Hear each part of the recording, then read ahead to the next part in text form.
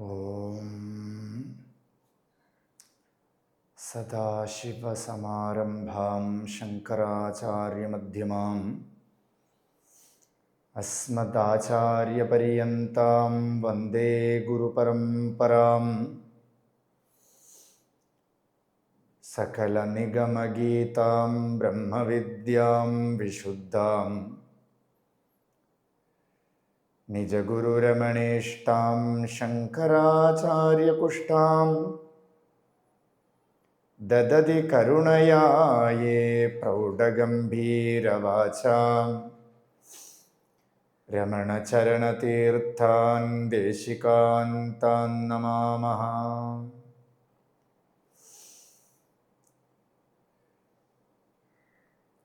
ഓം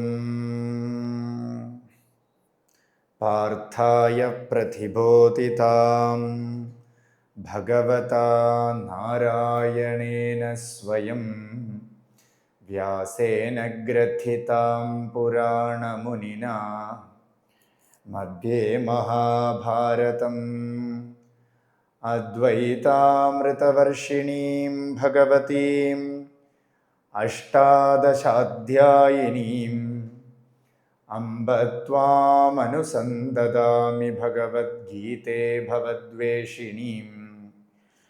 നമോസ്തുതേ വ്യാസവിശാലബുദ്ധേ ഫുല്ലാരവിന്ദായതപത്രനേത്ര യേന ത്വയാ ഭാരതതൈലപൂർണഃ പ്രജ്വാലിതോ ജ്ഞാനമയഃ പ്രദീപഃ. പ്രപന്നപാരിജാതായ സ്തോത്രവേത്രൈകപാണയേ ജ്ഞാനമുദ്രായ കൃഷ്ണായ ഗീതാമൃതദുഹേ നമഃ. സർവോപനിഷദോ ഗാവഃ ദോഗ്ധാ ഗോപാലനന്ദനഃ പാർത്ഥോ വത്സസുധീർഭോക്താ ദുഗ്ധം ഗീതാമൃതം മഹത്. വസുദേവസുതം ദേവം കംസചാണൂരമർദ്ദനം ദേവകീ പരമാനന്ദം കൃഷ്ണം വന്ദേ ജഗദ്ഗുരും. ഭീഷ്മദ്രോണതഥാ ജയേദ്രഥജലാ ഗാന്ധാരനീലോത്പലാ ശല്യഗ്രാഹവതീ കൃപേണ വഹനീ കർണേന വേലാകുലാ അശ്വത്ഥാമവികർണഘോരമഖരാ ദുര്യോധനാവർത്തിനീ സോത്തീർണാ ഖലു പാണ്ഡവൈരണനദീ കൈവർത്തകഃ കേശവഃ. പാരാശര്യവചഃ സരോചമമലം ഗീതാർത്ഥഗന്ധോത്കടം നാനാഖ്യാനകകേസരം ഹരികഥാ സംബോധനാബോധിതം. ലോകേ സജ്ജന ഷട്പദൈരഹരഹഃ പേപീയമാനം മുദാ ഭൂയാദ് ഭാരത പങ്കജം കലിമല പ്രധ്വംസിനഃ ശ്രേയസേ. മൂകം കരോതി വാചാലം പങ്കും ലംഘയതേ ഗിരിം യത്കൃപാതമഹം വന്ദേ പരമാനന്ദമാധവം. യം ബ്രഹ്മാ വരുണേന്ദ്രരുദ്രമരുതഃ സ്തുന്വന്തി ദിവ്യൈഃ സ്തവൈഃ വേദൈഃ സാംഗപദക്രമോപനിഷദൈർഗായന്തി യം സാമഗാഃ. ധ്യാനാവസ്ഥിതതദ്ഗതേന മനസാ പശ്യന്തി യം യോഗിനഃ യസ്യാന്തം ന വിദുഃ സുരാസുരഗണാഃ ദേവായ തസ്മൈ നമഃ. യോऽന്തഃ പ്രവിശ്യ മമ വാചമിമാം പ്രസുപ്താം സഞ്ജീവയത്യഖില ശക്തിധരസ്ത്വധാംനാം അന്യാം ച ഹസ്തചരണശ്രവണത്വഗാദീൻ പ്രാണാൻ നമോ ഭഗവതേ പുരുഷായ തുഭ്യം. ഹരി ഓം.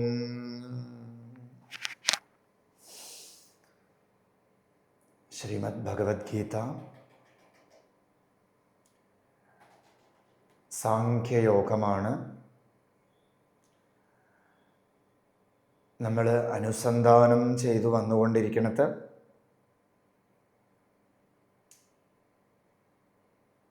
യോഗം എന്ന വാക്കിന് ഹൃദയം എന്ന് തന്നെ അർത്ഥം.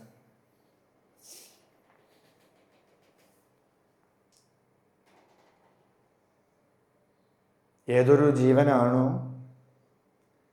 ഹൃദയത്തിലേക്ക് അടുക്കണത് അതിനെയാണ് യോഗം എന്ന് പറയുന്നത്. അതുകൊണ്ട് തന്നെ ഇതിന് ഹൃദയവിദ്യ എന്ന് പേര്, യോഗത്തിന് ആത്മാ എന്ന് തന്നെ പേര്. ഉപനിഷത്ത് നിരൂപണമേ അങ്ങനെയാണ്. യോഗ ആത്മാ മഹഃപുച്ഛം പ്രതിഷ്ഠ. യോഗം എന്ന് പറയുന്നത് ആത്മാവാണ്. ഇപ്പൊ ഭഗവാൻ ഇവിടെ യോഗമാണ് കൊടുത്തുകൊണ്ടിരിക്കുന്നത്, യോഗബുദ്ധിയാണ് കൊടുക്കുന്നത്. എന്താ യോഗബുദ്ധി എന്ന് പറഞ്ഞാൽ? തെളിഞ്ഞ ബുദ്ധി. സാഖ്യം എന്ന് പറഞ്ഞാൽ തത്വം എന്നർത്ഥം, ഫിലോസഫി എന്നർത്ഥം. ഈ തത്വത്തെ എടുത്തുകൊണ്ട് പോയി വ്യവഹാരത്തിൽ we cannot do anything. But by knowing this തത്വ, ഈ തത്വത്തിനെ കുറിച്ചുള്ള അറിവ് തന്നെ നമുക്ക് വ്യവഹാരത്തിൽ ദുഃഖമില്ലാതെ ആക്കിത്തരും. എന്ന് വെച്ചാൽ ഈ വ്യവഹാരം ഒക്കെ സ്വപ്നമാണ് എന്ന് നമുക്ക് തെളിയും. എന്റെ സ്വപ്നമാണെന്ന് തെളിഞ്ഞാൽ ആരെങ്കിലും സ്വപ്നത്തിൽ സ്വയം തോറ്റു കൊടുക്കുവോ? ഇല്ല. ആരെങ്കിലും സ്വപ്നത്തിൽ എനിക്ക് ഹെർട്ട് ആവണമെന്ന് ചിന്തിക്കുവോ? ഇല്ല. ഇൻഫാക്ട് ആരെങ്കിലും ദുസ്വപ്നം കാണണമെന്ന് ചിന്തിക്കുവോ? എന്റെ ദുസ്വപ്നം നമ്മൾ ഡിഫൈൻ ചെയ്യണത് what all things will hurt me, that is ദുസ്വപ്നം അല്ലേ? ഏതൊന്നാണോ എന്നെ സംബന്ധിച്ചിടത്തോളം എനിക്ക് വേദന ജനിപ്പിക്കണതായിട്ടുള്ളത്, അത് സ്വപ്നമായിക്കോട്ടെ, അത് ജീവിതമായിക്കോട്ടെ, അതെല്ലാം നമ്മൾ നല്ലത് ചീത്താന്ന് നമ്മൾ കാറ്റഗറൈസ് ചെയ്യണതിൽ നല്ലത് എന്ന് പറയണത് നമുക്ക് സുഖം തരണതിനെ, ചീത്ത എന്ന് പറയണതിന് നമുക്ക് ദുഃഖം തരണതിന്. ഇങ്ങനെയാണ് നമ്മളെ കാറ്റഗറൈസേഷൻ നടക്കുന്നത്. തത്വം എന്താ പറയണത്? ഇവിടെ ലാഭവുമില്ല, ജയവുമില്ല, ദുഃഖവുമില്ല, സുഖവുമില്ല. ഈ തത്വത്തെ അറിഞ്ഞിരുന്നാൽ സ്വപ്നം എന്ത് തന്നെ ആയാലും we are not at all affecting അല്ലേ? ജീവിതത്തിലും അതുപോലെ. ഈ ജീവിതം ഒരു സ്വപ്നമാണ്. സ്വപ്നത്തിൽ നമ്മൾ എങ്ങനെയാണോ ദുസ്വപ്നത്തിനെ സഹിച്ചത്, അതുപോലെ താൻ തിതീക്ഷസ്വ ഭാരത, ഈ ജീവിതവും നമ്മൾ സഹിച്ചുകൊള്ളുക. കൃഷ്ണൻ പടിപടിയായിട്ട് അർജുനന്, തൻ്റെ സുഹൃത്തിന് ഉപദേശിക്കുകയാണ്. എപ്പോഴോ ഉപദേശിച്ചതെന്ന് വെച്ചാൽ സുഹൃത്ത് എപ്പോ പോയി ഇതെന്റെ സുഹൃത്തല്ല, ഈശ്വരൻ തന്നെയാണെന്ന് എപ്പോ റെക്കഗ്നൈസ് ചെയ്തപ്പോഴും, ശരണാഗതി ചെയ്തപ്പോഴും. അങ്ങനെ പാടുള്ളൂ എന്നാണ് ഉപദേശമൊക്കെ.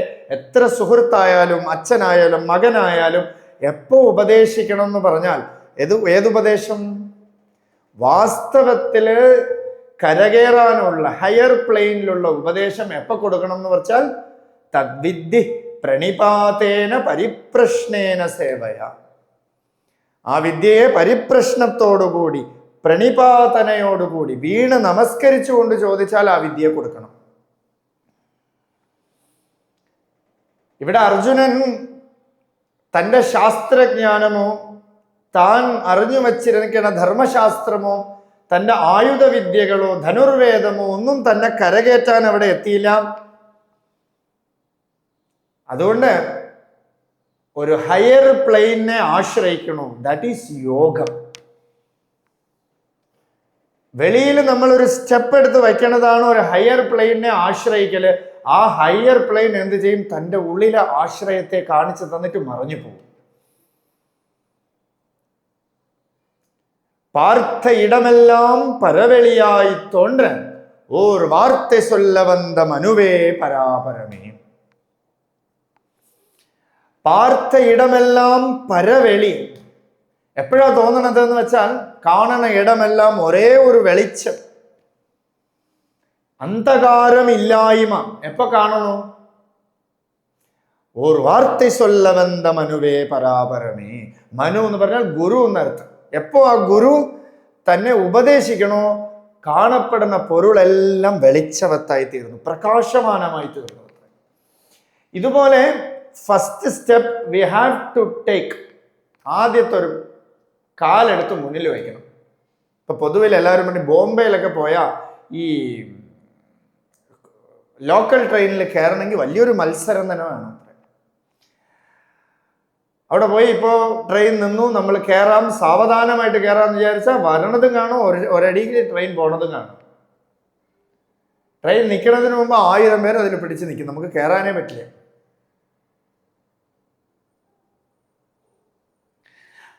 അപ്പൊ എന്ത് ചെയ്യണം? അവിടെ നിൽക്കണം. അനുഭവ സമ്പത്തായ ഒരാൾ പറയും യു ഹാവ് ടു, ട്രെയിൻ വന്ന് നിന്നാൽ തന്നെ ഒരു കാലെടുത്ത് അതിൽ സ്റ്റെപ്പ് ചെയ്ത് വയ്ക്കും, പിന്നെ ബാക്കിയുള്ളവർ ചെയ്തോളും. ഫസ്റ്റ് നമ്മൾ ചെയ്യേണ്ടത് എന്താണെന്ന് വെച്ചാൽ, first we have to put our leg, ഒരു സ്റ്റെപ്പ് മുന്നിലേക്ക് എടുത്തു വയ്ക്കാം. ഒരു സ്റ്റെപ്പ് മുന്നിലേക്ക് എടുത്തു വയ്ക്കാം, അതാണ് യോഗത്തിലേക്കുള്ള ആരംഭം. ആ സ്റ്റെപ്പ് വെച്ചാൽ ഭഗവാൻ ഉപദേശിക്കും. അപ്പൊ സാഖ്യം കേൾക്കലാണ് ഒരു സ്റ്റെപ്പ്, ഈ സത്സംഗമാണ് ഒരു സ്റ്റെപ്പ്. ആദ്യത്തെ സ്റ്റെപ്പ് നമ്മൾ ഈ സത്സംഗത്തിൽ പങ്കെടുക്കുക. ഈ സ്റ്റെപ്പ്, രണ്ടാമത്തെ സ്റ്റെപ്പ് എന്താ? സത്സംഗത്തിൽ എന്താണോ പറയണത് അതിനെ നമ്മൾ അപ്ലൈ ചെയ്യുക, നമ്മുടെ ജീവിതത്തിൽ അപ്ലൈ ചെയ്യുക. അതിനെയാണ് സാഖ്യബുദ്ധി എന്ന് പറയുന്നത്. ഭഗവാൻ ഇവിടെ അതാണ് ഉപദേശിക്കുന്നത്. എങ്ങനെയായിരിക്കണം ഒരു ജീവന്റെ ബുദ്ധി എന്നാണ് പറയുന്നത്. വ്യവസായാത്മിക ബുദ്ധി ഏകേഹ കുരു നന്ദന ബഹുശാഖാഹ്യനന്താശ്ച ബുദ്ധ്യയോ വ്യവസായിനാം. വ്യവസായാത്മിക ബുദ്ധി. പൊതുവിൽ കേരളക്കാർക്ക് വ്യവസായം എന്ന് കേട്ടാൽ ഏതോ കർഷകന്മാരുടെ പണി, പൊതുവിലെ വ്യവസായ രംഗം എന്നൊക്കെ വിചാരിക്കും. ഓ, ഭഗവാൻ ഇത് പറഞ്ഞിട്ടുണ്ടോ? ബുദ്ധി, വ്യവസായ ബുദ്ധി വേണം, ബിസിനസ് മൈൻഡ് പറയണോ എന്ന് ചോദിക്കും. ഇല്ല, there is not at all a business mind. വ്യവസായാത്മിക ബുദ്ധി എന്ന് പറഞ്ഞാൽ നിശ്ചയ ബുദ്ധി എന്നർത്ഥം. ഉറപ്പുള്ള ബുദ്ധി, ധീമഹി, നല്ല ഉറപ്പുള്ള ബുദ്ധി, നിശ്ചയദാർഢ്യത്തോടു കൂടിയുള്ള ബുദ്ധി. ഏകേഹ, എപ്പോഴാണ് നിശ്ചയം വരണത്? ഒരു സ്കാറ്റേർഡ് ആയിട്ട് പല വിഷയങ്ങൾ ഇരുന്നാൽ നമുക്ക് ഒരിക്കലും ഒന്നിലും നിശ്ചയിച്ച് ഉറപ്പിക്കാനേ പറ്റില്ല. പറ്റുമോ? 100 കാര്യങ്ങൾ ഇരുന്ന് ഇതാണോ നല്ലത്, ഇതാണോ നല്ലത്, ഇതാണോ നല്ലത്, ഇതാണോ നല്ലത്. ഒരു സെലക്റ്റീവ് ബുദ്ധി വരും നമുക്കില്ലേ. പല ശാഖകൾ വരും, പല തരത്തില് പല ചിന്തകൾ വരും, സ്കാറ്റേർഡ് ആയി പോകും നമ്മുടെ ചിന്തകളൊക്കെ. വ്യവസായാത്മിക ബുദ്ധി ഏകേഹ കുരു നന്ദന. അതുകൊണ്ട് നിശ്ചയബോധം വേണം. എങ്ങനെയാ നിശ്ചയബോധം വരണമെന്ന് വെച്ചാൽ, ഏകേഹ, ഏകചിന്തനാത് നാശമിത്യത. ഏകചിന്തനത്തിലൂടെ ഒരേ ഒരു പൊരുളിനെ ചിന്തിച്ചുകൊണ്ടിരിക്കാം. സത്പൊരുളിനെ ചിന്തിക്കാം. ഏതാ സത്ത് എന്ന് പറഞ്ഞാൽ ഒരു കാലത്തും നശിക്കാത്തതായിട്ടുള്ള ഒരു പൊരുളുണ്ട്. ആ പൊരുളിനെ ചിന്തിച്ചുകൊണ്ടിരിക്കുമ്പോൾ തന്നെ മനസ്സ് പോയി. പൊതുവില് ഈ മനസ്സാണ് പല ബുദ്ധിയായിട്ട് നമുക്ക് കാണിച്ചു തരുന്നത്, പലതുമായിട്ട് കാണിച്ചു തരുന്നത്, പല പല വസ്തുവായിട്ട് നമുക്ക് കാണിച്ചു തരുന്നത്. വ്യവസായാത്മിക ബുദ്ധി ഏകേഹ കുരു നന്ദന. അതുകൊണ്ട് ഏകേഹ, ഒരേ ഒരു പൊരുൾ, ആ ഒരേ ഒരു പൊരുളിൽ നീ നിശ്ചയിച്ചുറപ്പിച്ചോളൂ. ഏകമേവ അദ്വിതീയം, രണ്ടില്ലാത്തത്. അതെന്താ വേണ്ടത്? സത്യജ്ഞാനമാണ് നമുക്ക് വേണ്ടത്. എങ്ങനെ നമുക്ക് ഒരു പൊരുളിന് മാത്രം കോൺസെൻട്രേറ്റ് ചെയ്യാം? ആ പൊരുൾ സത്യമാണെങ്കിൽ ആ പൊരുളിൽ കോൺസെൻട്രേറ്റ് ചെയ്യാൻ പറ്റും. സത്യത്തെ അറിയാത്തിടത്തോളമാണ് നമുക്ക് സഫറിങ് വരണത്. ഏതൊരു സത്യത്തെയാണോ നമ്മൾ അറിഞ്ഞുകൊണ്ടിരിക്കുന്നത്, നമ്മുടെ സഫറിങ് പതുക്കെ കുറയണത് കാണാം. നിത്യമായ ഒരു പൊരുൾ ആത്മാവിനെ അനുസന്ധാനം ചെയ്തുകൊണ്ടിരിക്കുമ്പോൾ തന്നെ പുറമേ നമുക്ക് ശാന്തി അനുഭവപ്പെട്ടുകൊണ്ടേയിരിക്കും. പുറം വസ്തുക്കളിലാണ്, കാണപ്പെടുന്ന പൊരുളിലൊക്കെ നമ്മൾ പോയി അറ്റാച്ച്ഡ് ആകും തോറും എന്താ സംഭവിക്കുന്നത്? നമ്മൾ അശാന്തമായി കൊണ്ടിരിക്കും. തന്നിൽ നിന്നും അന്യമല്ലാത്തത് ഏകം, ദ്വൈതത്തിനെ കണ്ടുകൊണ്ടിരിക്കുമ്പോൾ, രണ്ടിനെ കണ്ടുകൊണ്ടിരിക്കുമ്പോൾ, അല്ലെ? ഒന്നായ നിന്നയിഹ രണ്ടെന്നു കണ്ടളവിൽ ഉണ്ടായൊരു ഇണ്ടൽ. രണ്ട് എന്ന് കാണുമ്പോൾ, തന്നിൽ നിന്നും അന്യമായിട്ടൊരു പൊരുളിനെ കാണുമ്പോൾ തന്നെ നമുക്ക് അശാന്തിക്ക് കാരണമാകും. ശാന്തി മുഴുവൻ പോയി പോകണം. അപ്പോ ക്ലിയർ നോളജ്, വ്യവസായാത്മിക ബുദ്ധി എന്ന് പറഞ്ഞാൽ സത്വബുദ്ധി, ക്ലിയർ നോളജ്, വസ്തുവിനെ ക്ലിയർലി ഐഡന്റിഫിക്കേഷൻ, അനുസന്ധാനം ചെയ്തു. ഒരു സിദ്ധൻ പാടിയത്രേ, പഴുതയെ പാമ്പെன்ற பயம் போனால் அழுது உடம்பை ஆட்டுகினிமாமோ தொழில் ஒழுவில் நின்ற சிவயோகி நினைத்து ஓர் கால் நீ வராய் என்று அழைத்தாலும் பதையாது என். അത്ഭുതമായ ഒരു തമിഴ് പോയം. നമ്മൾ കരുതും ഇത് വെറും പോയട്രി ആണെന്ന് കരുതും. പഴുതയെ പാമ്പെன்ற ഭയം പോനാൽ, രണ്ടുപേര് നടന്നു വന്നുകൊണ്ടിരുന്നു. എക്സ് വൈ അങ്ങനെ തന്നെ നമുക്ക് വയ്ക്കാം. We are all familiar with academic knowledge, അല്ലേ? അതുകൊണ്ട് എക്സ് വൈ, ഒരു എക്സ് ഒരു വൈ, രണ്ടുപേര് നടന്നു പോയിക്കൊണ്ടിരിക്കുന്നു. വഴിയിൽ ഒരു കയറിനെ ഒരാൾ കണ്ടു. എക്സ് കയറിനെ കണ്ടു. എക്സ് കയറിനെ കണ്ടുടൻ ചോദിക്കുകയാണ്, അത് പാമ്പെന്ന് കണ്ടത്രേ. നമുക്ക് പാമ്പിരിക്കണം, ഓടാമെന്ന് പറഞ്ഞു. ഇനി പാമ്പ് നമ്മളെ കടിച്ചാൽ എന്താവും? പലതരത്തിലുള്ള ചിന്തകൾ വന്നു. പാമ്പ് കടിക്കുവോ, ആരെങ്കിലും രക്ഷിക്കാൻ കാണുമോ, അങ്ങനെ ഇങ്ങനെയൊക്കെ ചിന്ത വന്നു.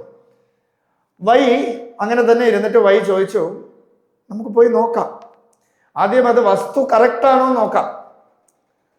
എക്സ് ഓടാൻ നിൽക്കുകയാണ്. വൈ കൂട്ടിയിട്ട് പോയിട്ട് നോക്കിയപ്പോ അത് പാമ്പേ അല്ല, വെറും ഒരു കയർ. ഇവിടെ പറയണ, പഴുതയെ പാമ്പെன்ற ഭയം പോനാൽ അഴുത് ഉടമ്പൈ ആട്ടിഹിനിമാമോ. ഒരു 10-15 മിനിറ്റ്, ഒരു 10-15 സെക്കൻഡ് മുമ്പ്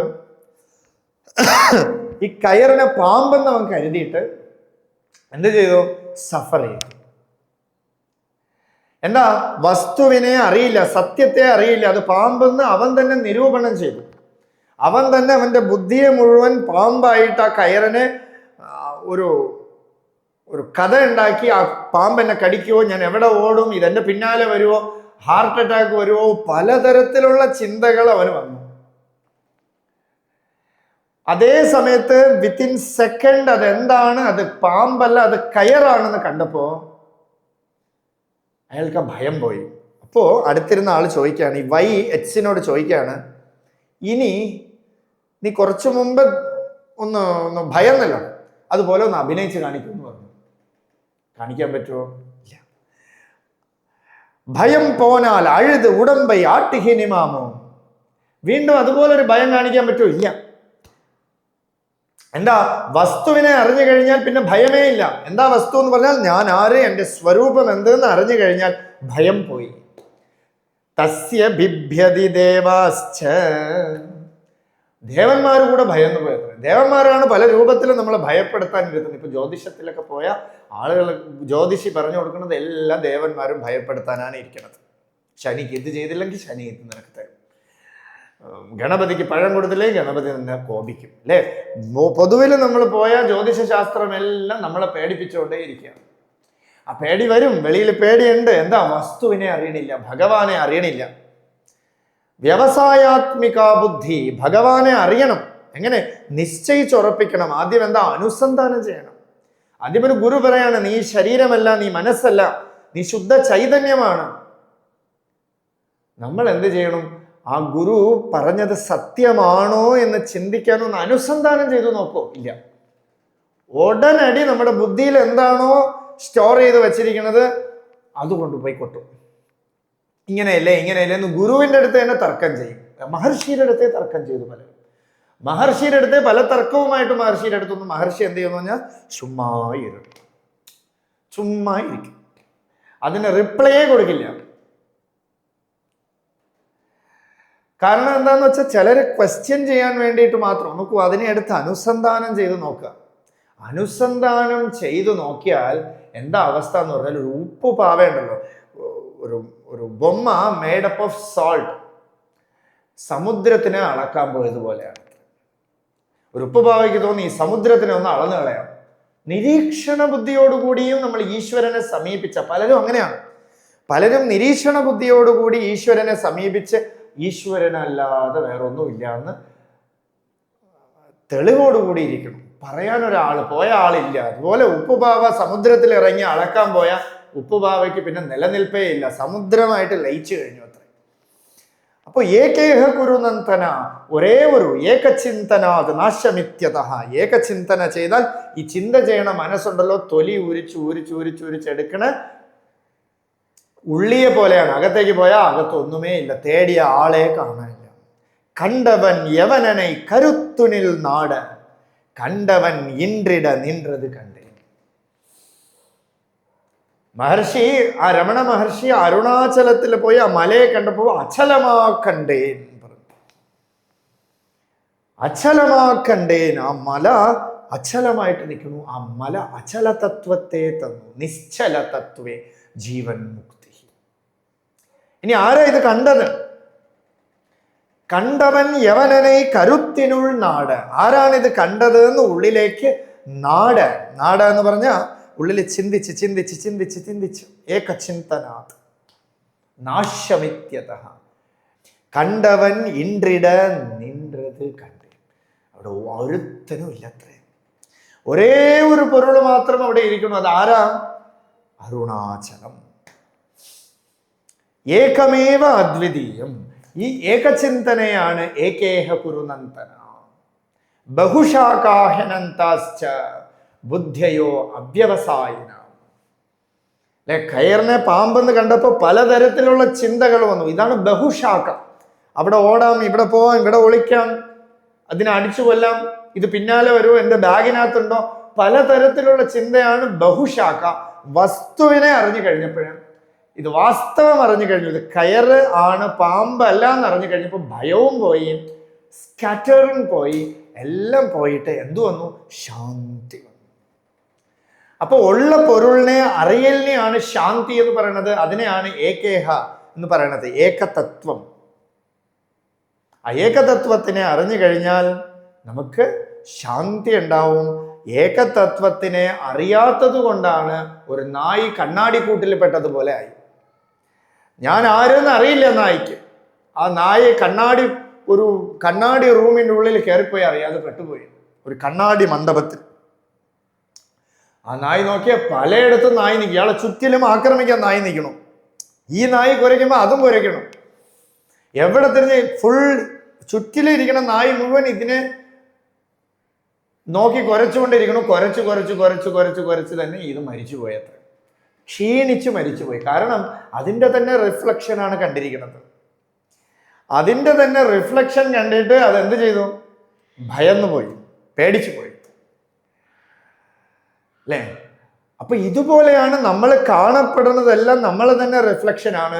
എന്നിട്ട് അത് നേടണം, ഇതിനെ എതിർക്കണം, ഇതിനെ വേണം, അതിനെ വേണം എന്ന് പറഞ്ഞിട്ട് നമ്മൾ 100 കാര്യങ്ങൾ, പരിഹാരങ്ങൾ ചെയ്യണം, അല്ലേ? ദോഷം ഉണ്ടാക്കും. എൻ്റെ വീടിൻ്റെ തൊട്ടടുത്തവൻ ശത്രുവാണ്, ഇവനെ എങ്ങനെ ഇല്ലാതാക്കാം എന്നൊരു ദോഷം. പലതരത്തിലുള്ള ചിന്തകൾ വരണു. അങ്ങനെ നമ്മൾ വൈദിക കർമ്മത്തിലേക്ക് പോകണു. വൈദിക കർമ്മം ചെയ്യുമ്പോൾ പോലും ഫലയിച്ച, വേദവിഹിതമായിട്ടുള്ള കർമ്മങ്ങൾ ചെയ്യുമ്പോൾ കൂടെയും ഫലയിച്ച, പലതരത്തിലുള്ള കർമ്മങ്ങൾ ചെയ്യണം, അല്ലെ? ഫലയിച്ച മാത്രം വെച്ചിട്ട് ഈശ്വരൻ നമുക്ക് വേണ്ടയില്ല. ഈശ്വരൻ എന്ത് ചെയ്യണമെന്ന് വെച്ചാൽ നമുക്ക് കർമ്മഫലം തരാൻ വേണ്ടിയിട്ട് ഒരു മെഷീൻ മാത്രം, അല്ലെ? ചായ വേണം നോക്കുമ്പോൾ ഒരു മെഷീൻ ചായ അടിച്ചു തരണം. ഈശ്വരൻ ഇതാണ്, നമുക്ക് ബലത്തെ തരാൻ വേണ്ടിയിട്ട് ഇരിക്കണു, അത്രയേ ഉള്ളൂ. നമ്മൾ കർമ്മം ചെയ്യുക, കർമ്മം പരം എന്ന് കരുതിക്കൊണ്ടിരിക്കുന്നു, അല്ലേ? വാസ്തവത്തിൽ എല്ലാവരും കർമ്മത്തെ പരം എന്ന് കരുതിക്കൊണ്ടിരിക്കുന്നു. വാസ്തവത്തിലെ കർമ്മം കിം പരം, കർമ്മം തജ്ജഡം. കർമ്മം വെറും ജഡമാണ്. ഈ ജഡമായിട്ട് കർമ്മത്തിനെ വിശ്വസിച്ചു, അല്ലെ? പുരാണങ്ങളിൽ പോയി നോക്കിയാൽ ദക്ഷയാഗം വേദവിത്താണ്. നല്ല വേദാധ്യയനം ചെയ്ത ദക്ഷൻ കർമ്മം ചെയ്തു, യാഗം ചെയ്തു. പക്ഷെ എന്താ ഫലവത്തായില്ല? എന്താന്ന് വെച്ചാൽ ഈശ്വരനെ നിഷേധം ചെയ്തു അത്ര. ഈശ്വരനെ നിഷേധം ചെയ്ത് കർമ്മം ചെയ്താലോ ആ കർമ്മം ഫലവത്തേ ആവില്ല. വാസ്തവത്തില് ഫലവത്തേ ആവില്ല. കർമ്മത്തെ മാത്രം ഫലവത്തായിരിക്കുന്നവർക്ക് വേണ്ടിയിട്ടാണ് ഭഗവാൻ അടുത്ത 3 ശ്ലോകത്തെ പറയണത്. യാമിമാം പുഷ്പിതാം വാചം പ്രവദന്തി അവിപശ്ചിതഃ വേദവാദരദാഃ പാർത്ഥ നാന്യദസ്തീതി വാദിനഃ. 42ാമത്തെ ശ്ലോകം. യാമിമാം പുഷ്പിതാം വാചം പ്രവദന്തി അവിപശ്ചിതഃ വേദവാദരദാഃ പാർത്ഥ നാന്യദസ്തീതി വാദിനഃ. ഭഗവാൻ സ്ട്രോങ് ആയിട്ട് മറുപടി കൊടുക്കുകയാണ് അർജുനന്. യാമിമാം പുഷ്പിതാം വാചം പ്രവദന്തി അവിപശ്ചിതഃ. അവിപശ്ചിതാഹ എന്ന് പറഞ്ഞാൽ അജ്ഞാനികൾ. യാം ഇമാം പുഷ്പിതാം വാചം പ്രവദന്തി. ആകർഷണമായിട്ടുള്ള വാക്കുകൾ, ഒരു പുഷ്പിതമായിട്ടുള്ള വാക്കുകൾ അല്ലെ. ഒരു പുഷ്പം കണ്ടാൽ ആ പുഷ്പത്തിലേക്ക് നമ്മൾ ആകർഷിച്ചു പോകും. ഒരു മീനിന് ഒരു ചൂണ്ടയിൽ കുറച്ച് ഭക്ഷണ സാധനങ്ങൾ ഇട്ടിട്ട് ഈ മീൻകാരൻ കുറച്ചു നേരം ചൂണ്ടയിട്ടിരിക്കണു. ഈ മീൻ എന്ത് ചെയ്യണു? ഈ ഭക്ഷണ സ്ഥാനത്തിൽ പോയി കൊത്തണു. ആ ടൈമിൽ ഇയാൾ വലിച്ചെടുക്കണു അല്ലെ. എന്താ പ്രശ്നം? ആകർഷിച്ചു. ഒരു ഭക്ഷണ പദാർത്ഥത്തിനെ കണ്ട് ആകർഷിച്ചു, മരണത്തിന് കാരണമായി, സഫറിങ്ങിന് കാരണമായി. ഇതുപോലെ യാമിമാം പുഷ്പിതാം വാചം, ഏതൊരു വാക്കിനെയാണോ, ഏതൊരു പുഷ്പിതമായ വാക്കിനെയാണോ വേദം പറയണത്, വേദവാദരതാഹ, ഈ കർമ്മകാണ്ഡ വേദം പറയണത്,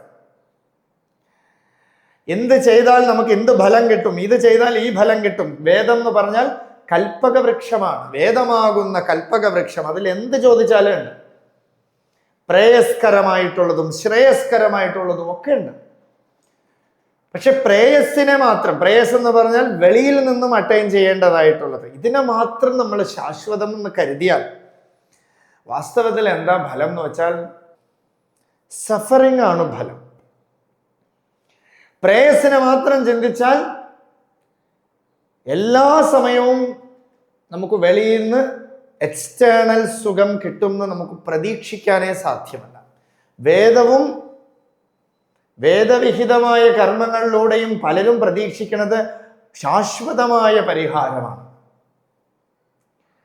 കർമ്മമേ പരം എന്ന് കരുതുന്നു പലരും. ഈ കർമ്മമാണ് പരം, ഈ കർമ്മം ചെയ്താലാണ് നമുക്ക് മുക്തിയുള്ളൂ എന്ന് കരുതുന്നു. പക്ഷേ നമ്മൾ നോക്കിയാൽ അറിയാം, ഈ കർമ്മമൊക്കെ എന്ത് ചെയ്യണമെന്ന് വെച്ചാൽ മറ്റൊരു കർമ്മത്തിലേക്ക് നമ്മൾ കൊണ്ടുവിടുന്നു. ഈ കർമ്മം നമ്മളെ കൈപിടിച്ചു മറ്റൊരു കർമ്മത്തിലേക്ക് കൊണ്ടുവിടണു എന്നല്ലാതെ കർമ്മം പരമേ അല്ല. കർമ്മം പരം എന്ന് കരുതണവൻ ദുഃഖിക്കണം. വേതരദാഹ പാർത്ഥ അന്യത് ന അസ്തീതി വാദിനഃ. ആരാണോ ഈ കർമ്മകാണ്ഡ വേദപാഠം, ഈ വേദം പലതരത്തിലുള്ള കർമ്മത്തിനെ, വിഹിതമായിട്ടുള്ള കർമ്മത്തിനെ, പല കർമ്മങ്ങളെ ഒക്കെ പറയുന്നുണ്ട്. ക്ഷുദ്ര കർമ്മം കൂടെ പറയുന്നുണ്ട് വേദം. അതാണ് പരം എന്ന് ആര് കരുതിക്കൊണ്ടിരിക്കണോ അവന് സത്യമോ ക്ഷേമമോ ഒന്നും കിട്ടില്ല. ഈ കർമ്മത്തിന് അപ്പുറത്ത് വേറൊരു ശ്രേയസ്കരമായിട്ടുള്ള മാർഗമില്ല എന്ന് ആര് വാദിക്കണോ അതൊക്കെ കേൾക്കാൻ നമുക്ക് നല്ല ഇമ്പം ഉണ്ടായിരിക്കും അല്ലേ. ഒരു ജ്യോത്സ്യന്റെ അടുത്ത് പോയാൽ ഇന്ന കാര്യങ്ങളൊക്കെ, ചിലർക്കൊക്കെ എന്താ ഇൻപം എന്ന് പറഞ്ഞാൽ ജ്യോത്സ്യൻ പോയിട്ട് നാമം ജപിക്കൂ, ദർശനം ചെയ്യൂ, ഈശ്വരനെ പ്രാപിക്കൂ, ധാരാളം വ്രതാനുഷ്ഠാനങ്ങൾ ചെയ്യൂ എന്ന് പറഞ്ഞാൽ ആർക്കും ആ ജ്യോത്സ്യന്റെ അടുത്ത് പോവേ വേണ്ട. ഒരു ജ്യോത്സ്യൻ 10 കുഴപ്പങ്ങൾ പറഞ്ഞാൽ ക്യൂ നിന്ന് പോയാൽ ആ ജ്യോത്സ്യനെ കാണാം. എല്ലാവരും ആഗ്രഹിക്കുന്ന ഈ കുഴപ്പങ്ങളാണ്. എന്തോ കുഴപ്പമുണ്ട്. നമ്മൾ സ്വയമേവ നമ്മൾ ചിന്തിക്കുകയാണ് നമുക്ക് എന്തൊക്കെയോ കുഴപ്പങ്ങളുണ്ട് അല്ലേ. പൊതുവിൽ എല്ലാവരും ചിന്തിക്കുന്നത് അതാണ്, എന്തോ കുഴപ്പം എനിക്ക് ബാധിച്ചിരിക്കുന്നു. ഇതാരെങ്കിലും ചൂണ്ടിക്കാണിച്ചാൽ അയാൾ നമുക്ക് ശ്രേയസ്കരമായിട്ടുള്ളത്. അതുപോലെ വേദവും പല പല കുഴപ്പങ്ങൾ പറയുന്നുണ്ട്. അതൊക്കെ നമ്മൾ ശ്രേയസ്കരം എന്ന് ആര് കരുതിയിരിക്കണോ അവൻ അജ്ഞാനികളാണ്. അത്രയും വെറും അജ്ഞാനികൾ. വേദം എന്ന് പറഞ്ഞാൽ 2 തരത്തിലുണ്ട്. ഒന്ന് കർമ്മകാന്ഡം, ഒന്ന് ജ്ഞാനകാന്ഡം. എല്ലാ വേദത്തിലും കർമ്മകാന്ഡത്തെ പറ്റിയും പറയുന്നുണ്ട്, ജ്ഞാനകാന്ഡത്തിലെ പറ്റി പറയുന്നുണ്ട്. കർമ്മകാന്ഡം എന്ന് പറയണമെന്ന് വെച്ചാൽ ഇന്ന കർമ്മം ചെയ്താൽ നിനക്ക് പ്രേയസ്കരമായിട്ടുള്ള വിഷയങ്ങൾ കിട്ടും, സ്വർഗപ്രാപ്തി ഒക്കെ വേദം പറയുന്നുണ്ട്. ഏതേഷു യശ്ചരതേ ഭ്രാജമാനേഷു യഥാ കാലം ചാഹുതയഃ ഘാതദായൻ തം നയന്ത്യേതാഹ സൂര്യസ്യ രശ്മയോ യത്ര ദേവാനാം പതിരേകോതിവാസഃ. യാതൊരുത്തനാണോ നിത്യനിരന്തരമായിട്ട് അഗ്നിഹോത്രാദി അഗ്നികാര്യ കർമ്മങ്ങളും വേദവിഹിതമായിട്ടുള്ള കർമ്മങ്ങളും ശ്രദ്ധാപൂർവം അനുഷ്ഠിക്കണോ അവനെ സൂര്യന്റെ രശ്മിയിൽ നിന്നും ഭഗവാന്മാരൊക്കെ വാന്ന് വിളിച്ച് ദേവന്മാരുടെ അടുത്ത് കൊണ്ടിരുത്തി സുഖാനുഭവങ്ങൾ കൊടുക്കും അത്ര. ഇപ്പോ കുട്ടികളൊക്കെ പഠിച്ച് കഴിയുമ്പോൾ അമേരിക്കൻ കമ്പനി വിളിക്കണു, ആഫ്രിക്കൻ കമ്പനി വിളിക്കണു, ഓസ്ട്രേലിയൻ കമ്പനി വിളിക്കണു, യൂറോപ്യൻ കൺട്രീസ് വിളിക്കണു. ഇതൊക്കെയാണ് ആ തം നയന്ത്യേതാഹ ദേവാഹ. ഇതൊക്കെയാണ് ആ ദേവന്മാര് വിളിക്കണത് അത്ര. എന്താന്ന് വെച്ചാൽ സുഖം അനുഭവിക്കണമെങ്കിൽ ഭാരതദേശം വേണ്ട. ഭാരതദേശം എന്തിനാന്ന് വെച്ചാൽ അധ്യാത്മവിത്താണ് ഭാരതദേശം. അധ്യാത്മത്തെ കിട്ടാനാണ് നമുക്ക് ഭാരതദേശം ആവശ്യം. അല്ലാത്തവരൊക്കെ എന്ത് ചെയ്യണു, കുറച്ച് പഠിച്ചിട്ട് വിദേശ രാജ്യത്തിൽ പോയി സുഖിക്കണം അത്ര. വിദേശ രാജ്യം എന്ന് വെച്ചാൽ സ്വർഗം. സ്വർഗത്തിൽ പോകണം എന്നേ ചിന്തിച്ചുകൊണ്ടിരിക്കണം. അപ്പൊ വേദത്തില് പലതരത്തിലുള്ള ഇൻസ്ട്രക്ഷൻസ് ഉണ്ട്. അതേ വേദം തന്നെ പറയണു, പ്ലവാഹ്യേതേ അദൃഢ യജ്ഞരൂപാഃ അഷ്ടാദശോക്തമവരം യേഷു കർമ്മ യത് ശ്രേയോ യേഭിനന്ദന്തി മൂഢാഃ ജരാമൃത്യും തേ പുനരേവാപിയന്തി. ഈ കർമ്മത്തെ മാത്രം ശ്രേയസ്സായിട്ട് കരുതിയിരിക്കണവൻ നോക്കിയാൽ ഒരു ശ്രേയസ്സും അതിലില്ല. ഇതിൽ ശ്രേയസ് ഉണ്ട് എന്ന് പറഞ്ഞുകൊണ്ട് വാദിക്കണവനുണ്ടല്ലോ, അവൻ ജരാമൃത്യും തേ പുനരേവാപിയന്തി. ജരാമൃത്യുവിൽ പോയി വീണ്ടും ജനിച്ചു മരിച്ചു കൊണ്ടേയിരിക്കണം അത്ര. ജനിച്ചു മരിക്കണതിനെ തൊഴിലാക്കി വെച്ചിരിക്കണം അത്ര. അതിനെയാണ് ഭഗവാൻ അടുത്ത ശ്ലോകത്തില് പറയണത്, കാമാത്മന സ്വർഗപരാഃ ജന്മകർമ്മ ഫലപ്രദാം ക്രിയാവിശേഷ ബഹുലാം ഭോഗൈശ്വര്യഗതിം പ്രതി.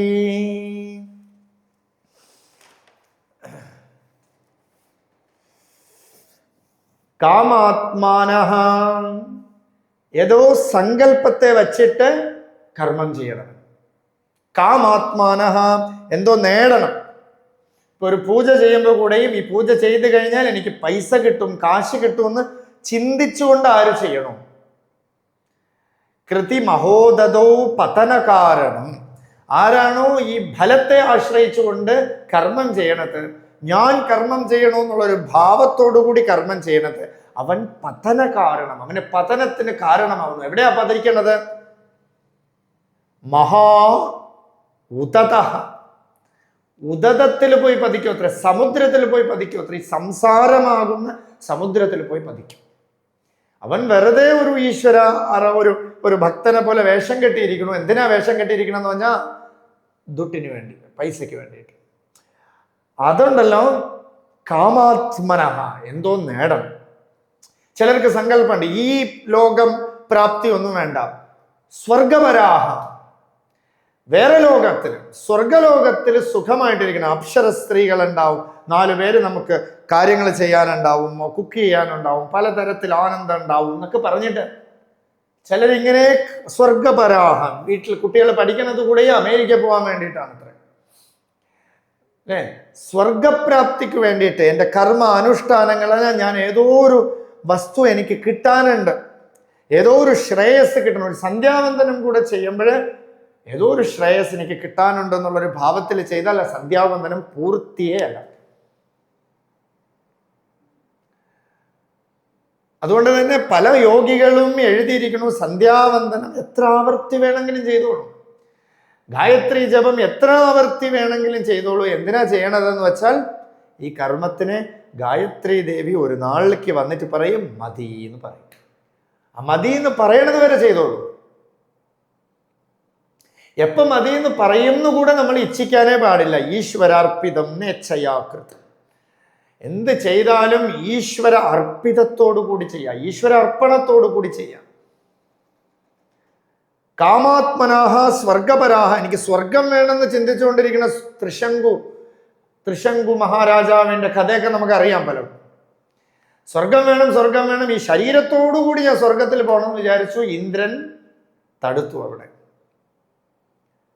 ഇനിയും കർമ്മം ബാക്കിയുണ്ട്, ഇനിയും കർമ്മത്തിന് ദോഷം ബാക്കിയുണ്ട്, സ്വർഗത്തിൽ എൻട്രൻസേ ഇല്ല എന്ന് പറഞ്ഞു.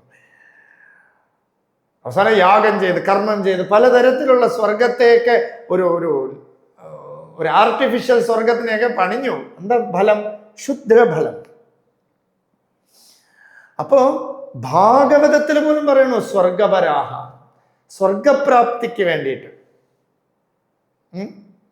സ്വർഗപ്രാപ്തിക്ക് വേണ്ടിയിട്ട് സത്രം നടത്തണു. അപ്പോ ഇങ്ങനെ ഒരു കർമ്മത്തിൽ നമ്മൾ അടിമപ്പെട്ടു പോയാൽ ആരെങ്കിലും ഒരാൾ നമ്മൾ ഉപദേശിക്കാൻ വരും. അത്ര ഈ കർമ്മമൊക്കെ നല്ലതാണ്, സന്ധ്യാവന്ദനം വേണം, കർമ്മ പദ്ധതികളൊക്കെ വേണം, വേദവിഹിതമായ കർമ്മങ്ങളൊക്കെ ചെയ്യണം. ഇതൊന്നും വേണ്ടാന്നല്ല ഇതിൻ്റെ അർത്ഥം. പക്ഷെ ഇതാണ് ശ്രേയസ്കരം, ഇതിലൂടെയാണ് എനിക്ക് ശ്രേയോമാർഗം എന്ന് വിചാരിച്ചാൽ അവൻ തെറ്റിപ്പോയി. അവിദ്യായാം അന്തരേ വർത്തമാനാഹ സ്വയം ധീരാഹ പണ്ഡിതം മന്യമാനാഹ. ഇതിനെ പറ്റി വാദിച്ചുകൊണ്ടിരുന്നാൽ ഇതാണ് ശ്രേയസ് എന്ന് ആര് വാദിക്കണോ അവൻ അവിദ്യയിൽ നിൽക്കണവനാണത്ര. അവിദ്യായാമന്തരേ വർത്തമാനാഹ സ്വയം ധീരം പണ്ഡിതം മന്യമാനാഹ. സ്വയം ധീരാഹ പണ്ഡിതം മന്യമാനാഹ. ജംഗണ്യമാനാഹ പരിയന്തി മൂഢാഹ അന്തേനൈവനീയമാനായതാന്താഹ. ഇവൻ്റെയൊക്കെ പിന്നിൽ ആരെങ്കിലുമൊക്കെ നിൽക്കണമെങ്കിണ്ടല്ലോ, ആശ്രയിച്ച് ആരെങ്കിലുമൊക്കെ നിൽക്കണമെങ്കിണ്ടല്ലോ, ഈ അന്ധന്മാരെ കൈപിടിച്ചു കൊണ്ടുപോവാണ്. അവൻ അന്ധന്മാരുടെ സംസ്ഥാന സമ്മേളനത്തിലെ സെക്രട്ടറി.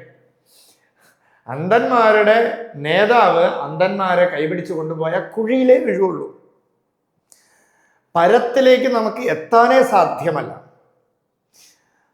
അപ്പോ പരലോകപ്രാപ്തി സ്വർഗപരാഹ ജന്മകർമ്മഫലപ്രധാം. ആ കർമ്മങ്ങളൊക്കെ ഉണ്ടല്ലോ ജന്മ മരണ കർമ്മഫലത്തെ ഉണ്ടാക്കിക്കൊണ്ടിരിക്കുന്നു, വീണ്ടും ജനിച്ചുകൊണ്ടേയിരിക്കുന്നു. ക്രിയാവിശേഷ ബഹുലാം ഭോഗൈശ്വര്യ ഗതിം പ്രതി. ക്രിയാവിശേഷ ബഹുലാം. എന്താ ക്രിയാവിശേഷ ബഹുലാം എന്ന് പറഞ്ഞാൽ ഈ ക്രിയ കൊണ്ടാണ് എനിക്ക് ശ്രേയസ് ഉണ്ടാവുന്നത്. Every action leads to actionlessness. എല്ലാ ആക്ഷന്റെയും ഒടുവിൽ എന്താന്ന് വെച്ചാൽ ആക്ഷൻലെസ്നെസ്, സ്വസ്ഥത. ഈ ആക്ഷനൊക്കെ നമ്മൾ ചെയ്തുകൊണ്ടിരിക്കണം എന്തിനാ? കർമ്മമൊക്കെ ചെയ്തുകൊണ്ടിരിക്കണം ഈ കർമ്മത്തിൽ നിന്നും വിടുതല നേടാൻ വേണ്ടിയിട്ടാണ്. വൈദിക കർമ്മം കൂടെയും സന്ധ്യാവന്ദനം കൂടെയും ഈ കർമ്മത്തിൽ നിന്നൊക്കെ എസ്കേപ്പ് ആവാൻ വേണ്ടിയിട്ടാണ്. അതുകൊണ്ടാണ് രാവിലെ സന്ധ്യാവന്ദനം, ഉച്ചയ്ക്ക് സന്ധ്യാവന്ദനം, വൈകുന്നേര സന്ധ്യാവന്ദനം. മനസ്സിനെ വേറെ തലത്തിലേക്ക് വിടാതിരിക്കാൻ വേണ്ടിയിട്ടാണ് ഈ അനുഷ്ഠാനവും ജപവും ഒക്കെ. ഈ കർമ്മത്തിൻ്റെയൊക്കെ അൾട്ടിമേറ്റ് എന്താന്ന് വെച്ചാൽ ചിത്തശുദ്ധി. പക്ഷെ നമുക്ക് നോക്കൂ, ഒരു ഭാഗവതം പോലെ പറയണത് നിർമത്സരാണാം സതാം. ഈ ഭാഗവതം സത്തുക്കളിൽ മത്സരമില്ലാതാക്കണം. പക്ഷെ എന്താ ഈ ഭാഗവതം പുസ്തകം കൊണ്ടിട്ട് ആൾക്കാർ പോണത് മുഴുവൻ മത്സരമാണെന്ന് നമുക്ക് കാണാൻ പറ്റണത്. ഞാൻ വായിക്കും, ഞാൻ പറയും, ഞാൻ പറയണത് കേൾക്കാനാണ് ആള്, ഞാൻ വായിക്കണത് കേൾക്കാനാണ് ആള്, എന്നെ അയാൾ വായിക്കാൻ സമ്മതിച്ചില്ല. മത്സരം അല്ലെ? കലി എത്രത്തോളം ബാധിച്ചിരിക്കണം നോക്കൂ. സത്സംഗത്തിന്റെ ഉള്ളിലും കലി ബാധിച്ചിരിക്കണം. കലി എവിടേക്കോ പ്രവേശിച്ച് പണിയെടുത്തുകൊണ്ടിരിക്കുകയാണ്. ആർക്കെങ്കിലും ഈ ഉപദേശം കൊടുത്താലോ വേദാന്തജ്ഞാനം കൊടുത്താലോ ഒന്നും ആർക്കും വേണ്ട, ആരും ഇരിക്കാനൊന്നും ആരും കാണില്ല. അതേ സമയത്ത് തൊട്ടടുത്തിരിക്കുന്ന ആരെങ്കിലും കുറ്റമോ ഏതെങ്കിലും രഹസ്യം പറയാമെന്ന് പറഞ്ഞാൽ 100 പേര് കൂടും. എന്താണെന്ന് വെച്ചാൽ മായ ഇതിലൊക്കെ പോയി വേലയെടുക്കും. ഈശ്വരപ്രാപ്തിക്ക് മായ അനുവദിക്കുകയില്ല. അതുകൊണ്ട് കുറേ പേര് എന്ത് ചെയ്യും? വേദവിഹിതമായിട്ടുള്ള കർമ്മകാണ്ഡത്തിൽ തന്നെ പിടിച്ചിരുത്തിയിട്ട് അതിൻ്റെ വാദികളും കൂടെ ആക്കും. വേദം ഇത് പറയണു, അത് പറയണു, ഇത് ചെയ്താൽ തെറ്റ്, ഇത് ചെയ്താൽ ശരി. തെറ്റ് ശരിയിൽ അവൻ്റെ ചിന്ത പോകുന്നല്ലാതെ ഈശ്വരപ്രാപ്തി അവൻ്റെ ചിന്ത കൊടുക്കുകയില്ല. മഹാഭാരതത്തിലെ കഥ നോക്കിയാൽ പരശുരാമൻ തൻ്റെ അമ്മയായിട്ടുള്ള രേണുകാദേവിയെ വധിച്ചു, വെട്ടിക്കൊന്നു. അതേ സമയത്ത് ഇദ്ദേഹം വളരെയധികം തപിച്ചു, ഞാൻ ഇത് ചെയ്യാൻ പാടില്ലാത്ത കർമ്മം ചെയ്തല്ലോ എന്ന് വളരെയധികം തപിച്ച സമയത്ത് ജമദഗ്നി അദ്ദേഹത്തിന്റെ പിതാവ് എന്ത് ചെയ്തു? വീണ്ടും ജനിപ്പിച്ചു അമ്മയ്ക്ക് ജീവൻ കൊടുത്തു. എന്നാൽ കൂടെയും ഞാൻ ചെയ്തത് തെറ്റാണ്, ഈ താപം മാറണല്ലോ എന്ന് പറഞ്ഞിട്ട് ഇദ്ദേഹം പല ഋഷികളുടെ അടുത്തൊക്കെ പോയിട്ട് എനിക്ക് എന്താ പരിഹാരം ചോദിച്ചു. ഫസ്റ്റ് ഓഫ് ഓൾ, ഒരു ഗുരുവിൻ്റെ അടുത്ത് ഒരു ശിഷ്യൻ എന്താണോ ചോദിക്കണത് അതിനെ കൊടുക്കുക, ഇല്ലെങ്കിൽ അതിനെപ്പറ്റി മറുപടിയെ പറയാതിരിക്കുക. രമണ മഹർഷിയുടെ അടുത്ത് പോയിട്ട് പലരും ലൗകികപരമായിട്ടുള്ള കാര്യങ്ങൾ ചോദിച്ചു. മഹർഷി അവരുടെ അടുത്തൊക്കെ പറഞ്ഞ ഉപദേശം എന്താന്ന് വെച്ചാൽ എനിക്ക് தெரியாது അല്ലേ. ഇപ്പൊ ഹാർട്ടിന്റെ സ്പെഷ്യലിസ്റ്റിന്റെ അടുത്ത് പോയിട്ട് പല്ലിനെ കുറിച്ച് ചോദിച്ചാൽ അയാൾ പറയും you have to go to ENT specialist. പല്ലിന്റെ സ്പെഷ്യലിസ്റ്റിന്റെ അടുത്ത് ഡെന്റൽ സ്പെഷ്യലിസ്റ്റിലേക്ക് പോവാന്ന് പറയും അല്ലേ. അതേ സമയത്ത് ഹാർട്ടുമായിട്ട് ബന്ധപ്പെട്ടതാണെങ്കിൽ ഇയാൾ സ്പെഷ്യലൈസ്ഡ് ആണ്, പറയാൻ പറ്റും. അതുകൊണ്ട് ഏതാണോ അയാൾക്ക് വേണ്ടത് അതിനെ കൊടുക്കുക. ഇപ്പൊ പരശുരാമൻ പോയിട്ട് ചോദിക്കുകയാണ് എന്ത് പരിഹാരമാണ് ഞാൻ ചെയ്യേണ്ടത്. അയാളുടെ അടുത്ത് പോയിട്ട് പരമോന്നതമായിട്ടൊരു ഉപദേശം അയാൾ സ്വീകരിക്കുകയില്ല. അപ്പൊ എന്ത് ചെയ്തു? ഉപദേശം കൊടുത്തു, ഇന്ന കർമ്മം ചെയ്യണം, 1 വർഷക്കാലം യാഗകർമാദികളൊക്കെ ചെയ്യണം, അനുഷ്ഠാനമൊക്കെ ചെയ്യണം, പൂജ ചെയ്യണം. എങ്ങനെയാ പൂജ എന്ന് വെച്ചാൽ ഒരു ദിവസം കൊടുത്ത പൂ അടുത്ത ദിവസം എടുക്കാൻ പാടില്ല, അതേ വെറൈറ്റി പൂ വേറെ ദിവസം എടുക്കാൻ പാടില്ല. പലതരത്തിലുള്ള പൂക്കൾ കൊണ്ട് ചെയ്യാം, പലതരത്തിലുള്ള സമിത്തുക്കൾ കൊണ്ട് ഹോമം ചെയ്യാം, പലതരത്തിലുള്ള നിവേദ്യം കൊണ്ട് പൂജ ചെയ്യാം. ഇങ്ങനെയൊക്കെ പറഞ്ഞു. 1 വർഷക്കാലം ഈ പൂജയെ ഒരു ബർഡനായി മാറി. 1 വർഷമായപ്പോ ഈ ഋഷികളുടെ അടുത്ത് പോയിട്ട് പറയാണ് എനിക്ക് പൂജയിൽ നിന്നൊരു റിലീഫ് തരുമോ എന്ന് ചോദിച്ചു. അപ്പോൾ ഋഷി ഉപദേശിച്ചു, അത്രേ പരമാത്മമായിട്ടുള്ള വിഷയത്തെ ഉപദേശിച്ചു. ഇതുപോലെ ഈ കർമ്മമൊക്കെ എന്തിനാന്ന് വെച്ചാൽ ഈ കർമ്മത്തിൽ നിന്നൊക്കെ നമ്മൾ മാറാൻ വേണ്ടിയിട്ട്, പിന്മാറി വരാൻ വേണ്ടിയിട്ടാണ്. ഈ കർമ്മമേ പരമെന്ന് കരുതി ഇരിക്കാൻ വേണ്ടിയിട്ടല്ല നമുക്ക് കർമ്മം എന്തിനാന്ന് വെച്ചാൽ നമ്മൾ ഈ കർമ്മം എന്നൊരു കെട്ടുണ്ടല്ലോ, ആ കെട്ടിനെ അങ്ങോട്ട് അഴിക്കാൻ വേണ്ടിയിട്ടാണ്. പരീക്ഷ്യ ലോകാൻ കർമ്മചിത്താൻ ബ്രാഹ്മണോ നിർവേതമായാത് നാസ്തി അകൃതകൃതേന. ഒന്നും ചെയ്യാതിരിക്കാൻ വേണ്ടിയിട്ടാണ് നമ്മൾ കർമ്മമൊക്കെ ചെയ്തുകൊണ്ടിരിക്കുന്നത്. ശ്രദ്ധിച്ചാൽ നമുക്ക് മനസ്സിലാവും ഈ കർമ്മമൊക്കെ നമ്മൾ എന്തിനാ ചെയ്തുകൊണ്ടിരിക്കുന്നത്? ഒന്നും ചെയ്യാതിരിക്കാൻ വേണ്ടിയിട്ട്. പലരും ഭോഗൈശ്വര്യഗതിം പ്രതിഹി, ഭോഗൈശ്വര്യത്തിനെ കുറിച്ച് എന്ത് കിട്ടും എന്ന് പറഞ്ഞുകൊണ്ട് പ്രതീക്ഷിച്ചുകൊണ്ടിരിക്കണം. നോക്കൂ, എന്ന് വെച്ചാൽ ഒരാളെ തളർത്തിയാൽ കൂടെയും ഞാൻ സുഖിക്കണം. ക്ഷുദ്രകർമ്മം ഒക്കെ ഉണ്ട് വേദത്തിൽ. ചില വേദ ഭാഗത്തിലൊക്കെ ചിലർക്ക് എങ്ങനെ ദ്രോഹം ചെയ്യാം, എനിക്കെതിരെ ആരെങ്കിലും ആക്ഷൻ എടുത്താൽ അവന്റെ അവനെ ഇല്ലാതാക്കാനുള്ള മന്ത്രങ്ങളൊക്കെ ഉണ്ട്. പക്ഷേ അതിൻ്റെ വാസ്തവം ആലോചിച്ച് നോക്കിയാൽ ഞാൻ സുഖിക്കാൻ വേണ്ടിയിട്ടാണ്. പക്ഷേ എനിക്ക് ഈ സുഖം പൂർണ്ണമായിട്ടുണ്ടാവുമോ? ഇല്ല. കർമ്മത്തിലൂടെ എനിക്ക് സുഖമില്ല. എപ്പോൾ കർമ്മ നിവർത്തി വരണോ അപ്പോഴാണ് വാസ്തവത്തിൽ എനിക്ക് സുഖം വരണത്. ആ കർമ്മ നിവർത്തിയാണ് ഗ്യാപ്പ്. ശ്രദ്ധിച്ചു നോക്കിയാൽ നമുക്ക് മനസ്സിലാവും. എന്തിനാ ഈ ജ്ഞാനികൾ കൂടെ ഉപദേശിക്കണത് എന്ന് ഒരാൾ ചോദിച്ചു. അപ്പോൾ ഒരാൾ പറഞ്ഞു, ഒരു സെന്റൻസ് ഞാൻ പറയാം, I am going to bathroom. I am going to the bathroom. ഒരു സെന്റൻസ്.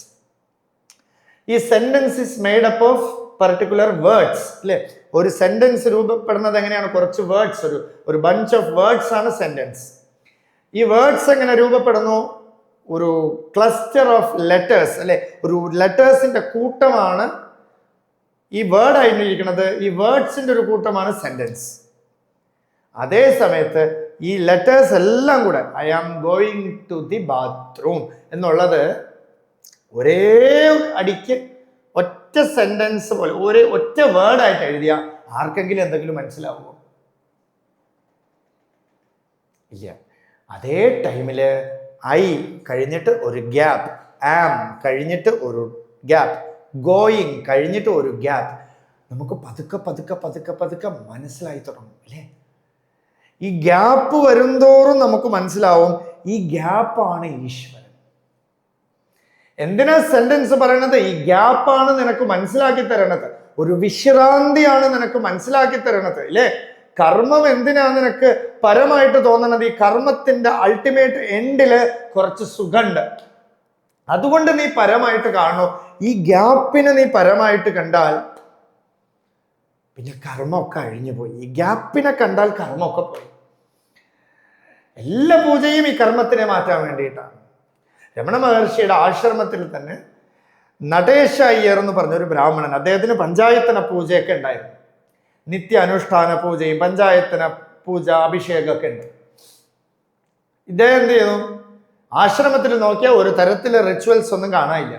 ഇദ്ദേഹം മഹർഷിയുടെ അടുത്ത് പോയി ചോദിച്ചു, ഭഗവാനെ, എനിക്ക് ഈ പൂജ ചെയ്യാൻ ഒരു സ്ഥലം വേണം, എവിടെയാണ് ഞാനിത് ചെയ്യേണ്ടത് എന്ന് ചോദിച്ചു. അപ്പോൾ ഭഗവാൻ പറഞ്ഞു, തൊഴുത്തിൽ പോയാൽ മതി, പശുവിനെയൊക്കെ കെട്ടിയിട്ടുണ്ടല്ലോ, ആ തൊഴുത്തിലാണ്, നല്ല സ്ഥലമാണ്, അവിടെ പോയിരുന്ന് ചെയ്തോളൂ എന്ന് പറഞ്ഞു. ഇദ്ദേഹം അത് ഏറ്റെടുത്തു. തൊഴുത്തൊക്കെ നല്ല ചാണകമൊക്കെ വെച്ച് വൃത്തിയാക്കി അവിടെ വെച്ചിട്ട് ഈ പൂജ ചെയ്യുന്നു. ഭഗവാൻ ഡെയിലി ആരാധന സമയമാകുമ്പം പതുക്കെ നടന്ന് ആ പൂജയിൽ പോകും.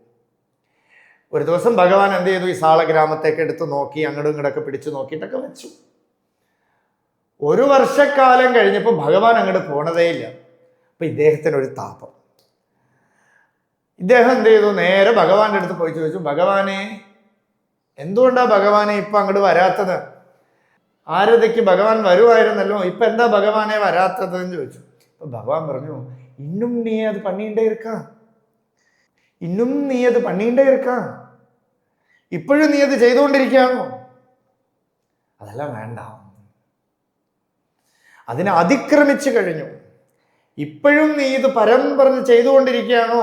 അത് വിട്ടുപോലെയോ എന്ന് ചോദിച്ചു. അത്രയും പലർക്കും ആ ആത്മസ്ഥിതിയിലിരുന്ന പലർക്കും, ആ സുഖാനുഭവം ഇരുന്ന പലർക്കും ഈ കർമ്മം ഒരു ബർഡനായി മാറിയത്. മുരുകനാർ സ്വാമി എന്നൊരു മഹാത്മ മഹർഷിയുടെ കൂടെ ഇരുന്നു. ഒരു ദിവസം വാദ്യാര ആശ്രമത്തിൽ ഏതോ പൂജ ചെയ്തതിൽ വാദ്യാര് ഇല്ലാത്ത സമയത്ത് മുരുകനാർ സ്വാമിയെ പൂജ ചെയ്യാൻ വിട്ടു. മുരുകനാഥൻ സ്വാമി നോക്കുമ്പോൾ വലിയ കുഴപ്പം എന്ന് വെച്ചാൽ ഈ മണി അടിച്ചുകൊണ്ട് ദീപാരാധന ചെയ്യാൻ പറ്റുന്നില്ല, ദീപാരാധന ചെയ്യുമ്പോൾ മണി അടിക്കാൻ പറ്റണില്ല. രണ്ടും ഒരു വല്ലാത്ത സർക്കസായി പോയി. അത്ര വല്ലാത്തൊരു സർക്കസായി പോയി. ഇതെന്താ ഇതെന്ന് ചോദിച്ചു. കാരണം അവർക്ക് കർമ്മം ചെയ്യാനേ പറ്റില്ല. ആരാണോ കർമ്മത്തിനെ പരം എന്ന് കരുതുന്നത്, ജരാമൃത്യും തേ പുനരേവാപിയന്തി, വീണ്ടും വീണ്ടും വീണ്ടും വീണ്ടും ഏതെങ്കിലും ഒരു ഭോഗൈശ്വര്യത്തിനെ ലക്ഷ്യം വെച്ചുകൊണ്ട് നമ്മൾ കർമ്മം ചെയ്യണത് ദുഃഖൌഷധം തതപി ദുഃഖം.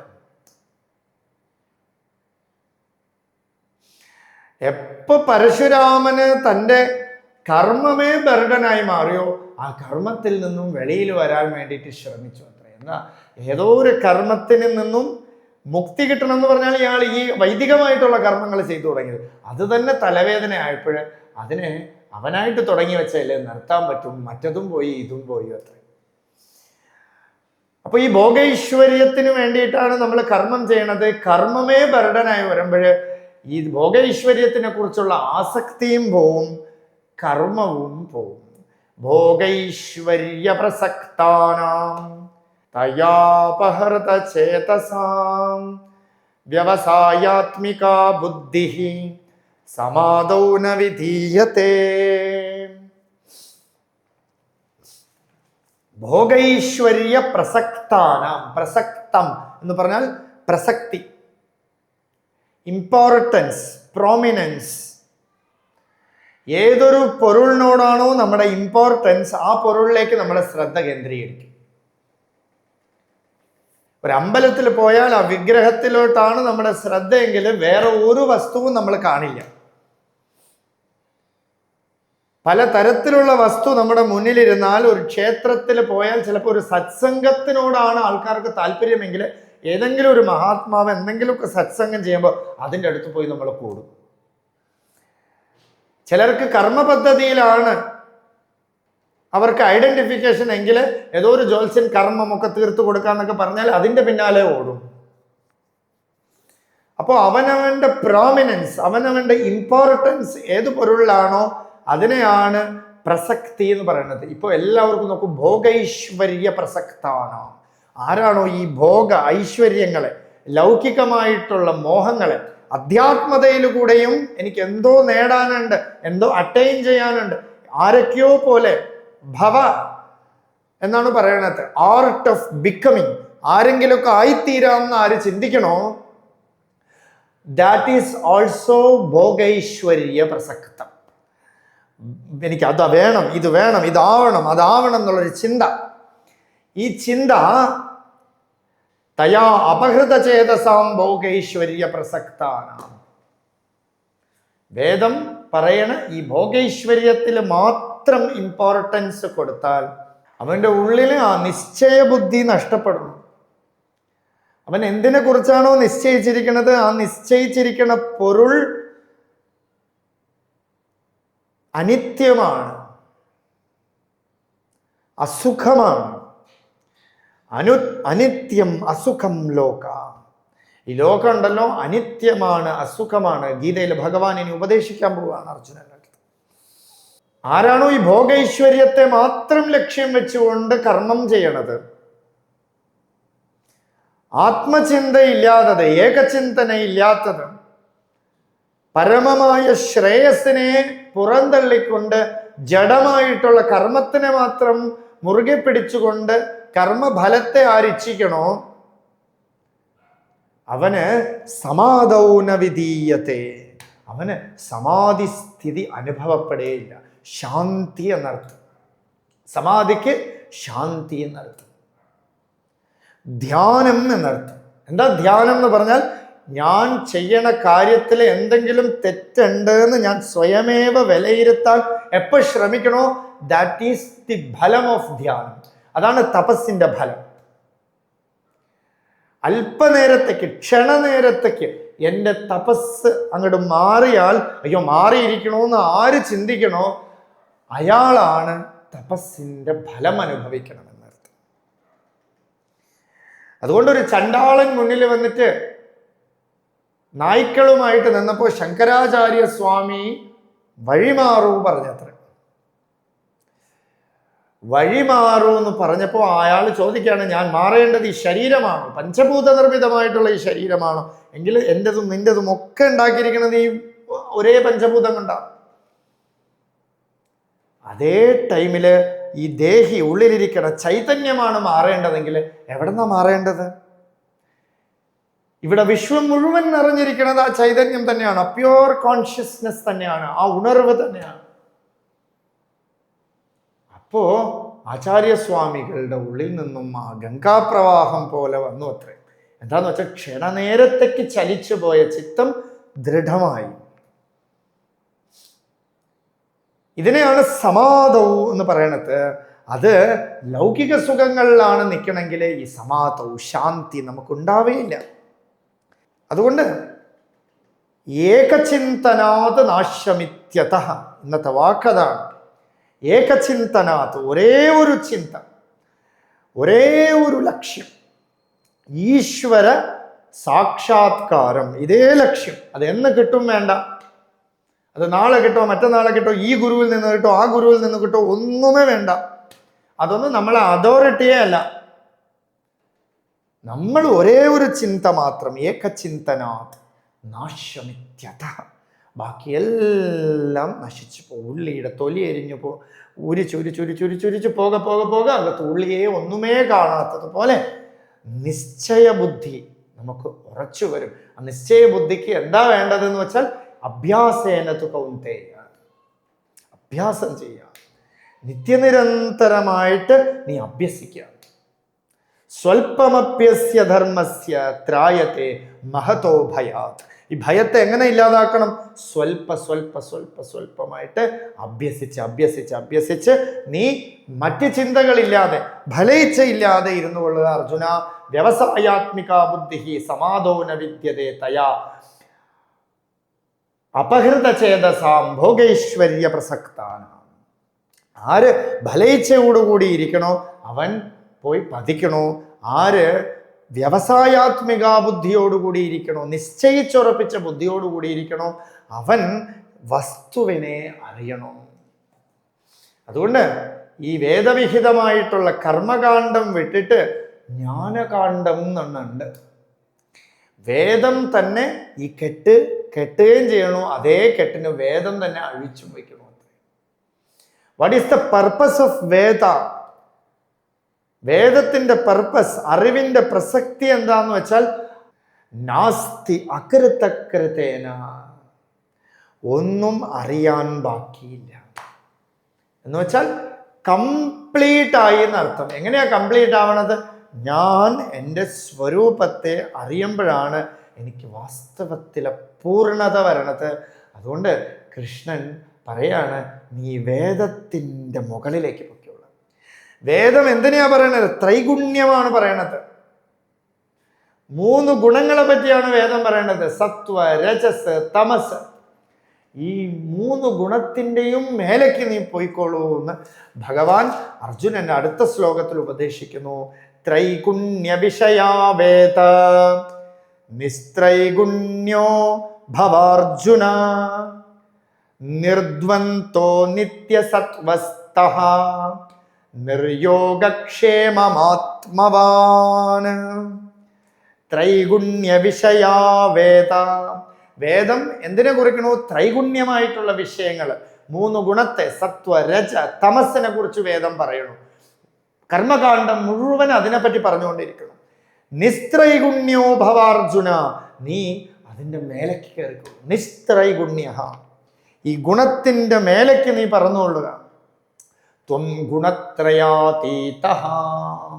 ഗണേശ അഥർവശീർഷത്തില് ഒരു മന്ത്രം. ത്വം കാലത്രയാതീതഃ, ത്വം ദേഹത്രയാതീതഃ, ത്വം അവസ്ഥാത്രയാതീതഃ, ത്വം ഗുണത്രയാതീതഃ. ഈ 4ൻ്റെയും അതീതം എന്താന്ന് വെച്ചാൽ ആത്മ. നിർയോഗക്ഷേമമാത്മവാൻ, സദാ ആത്മാവിൻ്റെ ആനന്ദം അനുഭവിക്കണവൻ വേദത്തിനെ കടന്നു നടത്തും. നോക്കൂ, നമ്മുടെ സനാതന ധർമ്മത്തിൻ്റെ ഒരു പ്രത്യേകത എന്താണെന്ന് നമ്മൾ ശ്രദ്ധിച്ചാൽ മനസ്സിലാവും.